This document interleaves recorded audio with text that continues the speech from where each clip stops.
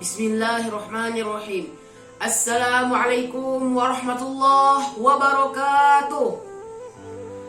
Innal hamdalillah. Assalatu wassalamu ala Rasulillah. Wa qala Allah Ta'ala, la taqrabuz zina, innahu kana fahishatan wa sa'a sabila. Shadaqallahul azim. Hadirin sahabat milenial yang dirahmati Allah Subhanahu wa Ta'ala. Alhamdulillah, bagaimana kabar semuanya? Semoga kita semua selalu senantiasa dalam kebaikan dan jauh dari perilaku maksiat kepada Allah Subhanahu wa Ta'ala, walaupun Ramadan telah berlalu. Karena kebaikan bisa memberikan cahaya di wajah kita, keluasan rezeki, kekuatan fisik, dan kecintaan di hati orang lain. Sedangkan maksiat akan menjerumuskan kita kepada zona bahaya dan buruk bagi kita, baik di dunia maupun di akhirat. Oleh karena itu, sebagai makhluk Allah Subhanahu wa Ta'ala yang memiliki akal sempurna, harus memilih perilaku yang dapat menimbulkan kebaikan dan berusaha menjauhi segala perbuatan maksiat kepada Allah Subhanahu wa Ta'ala. Ikhwah, internet memang sudah menjadi kebutuhan sehari-hari bagi kita, baik kalangan orang dewasa, anak-anak, apalagi remaja.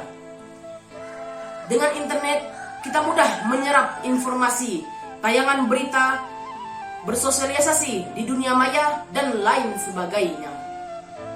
Namun, internet bagaikan pisau bermata dua yang juga berdampak negatif bagi kita, terkhusus dan terutama bagi kalangan generasi muda dan para penerus perjuangan bangsa.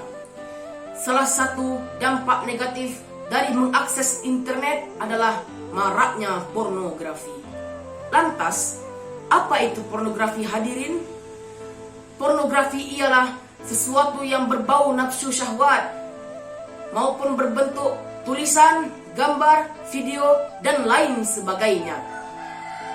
Oleh karena itu, pornografi sangat berbahaya bagi kita, terutama untuk generasi muda.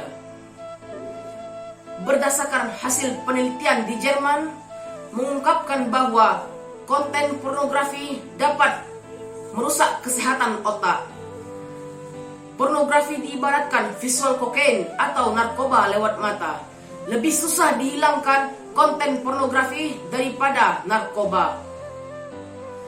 Oleh karena itu, pornografi dapat menciptakan generasi muda yang cepat sekali putus asa dan mengalami penurunan prestasi akademik, serta susah untuk mengambil keputusan.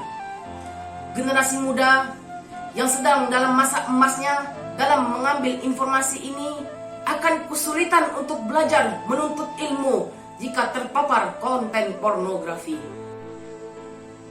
Hadirin wal hadirat yang dirahmati Allah Subhanahu wa Ta'ala, harus kita katakan bahwa bangsa kita telah memasuki darurat pornografi. Berbagai kasus seperti pergaulan bebas, pacaran, perselingkuhan, kehamilan, kelahiran anak di luar nikah, aborsi, dan perilaku seksual menyimpang lainnya merupakan dampak dari akses pornografi. Hadirin rahimakumullah, sesungguhnya perilaku maksiat itu memiliki pengaruh buruk bagi si pelaku, baik di kehidupan dunia, lebih-lebih lagi nanti di akhirat. Pada kesempatan kali ini, kita akan mencoba menguraikan bagaimana pandangan Islam terhadap perilaku maksiat.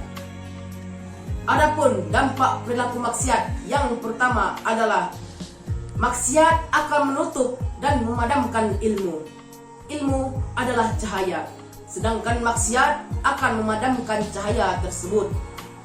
Imam Malik radhiyallahu an pernah kagum dengan murid tercintanya, yaitu Imam Syafi'i radhiyallahu an yang sangat muda.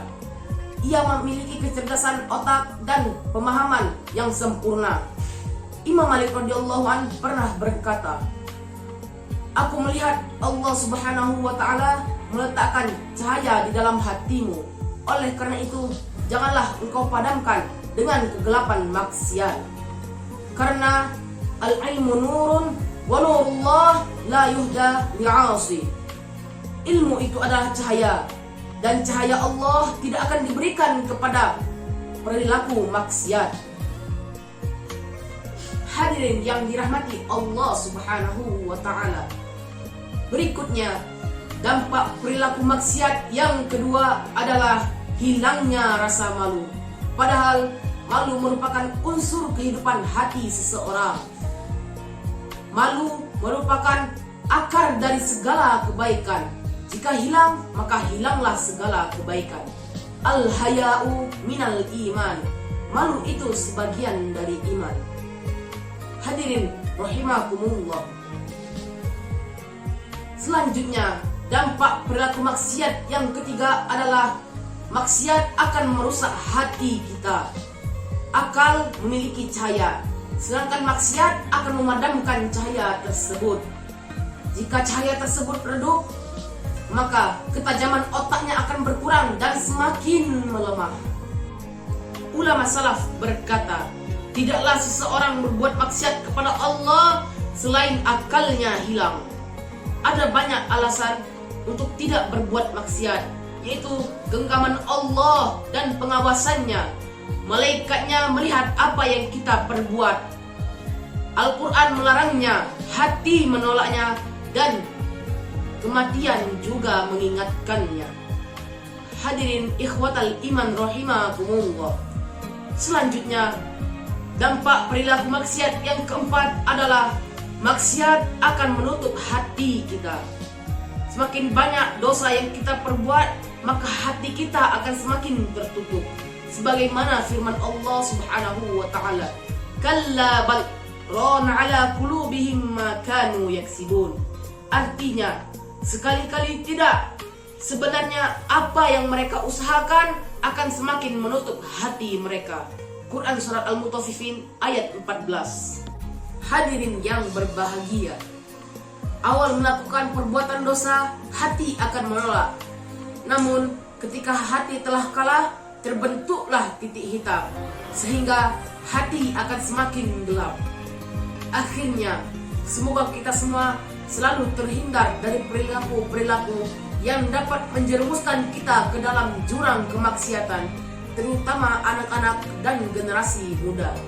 Karena pemuda merupakan aset yang paling berharga bagi bangsa dan agama ini. Pemuda merupakan calon pemimpin masa depan. Di tangan mereka, kejayaan Islam bisa dilaksanakan. Demikianlah tausiah yang dapat saya sampaikan. Mohon maaf lahir dan batin. Subhanakallahumma wa bihamdika, asyhadu an la ilaha illa anta, astaghfiruka wa atubu ilaik. Wabillahi taufiq wal hidayah. Wassalamualaikum warahmatullahi wabarakatuh.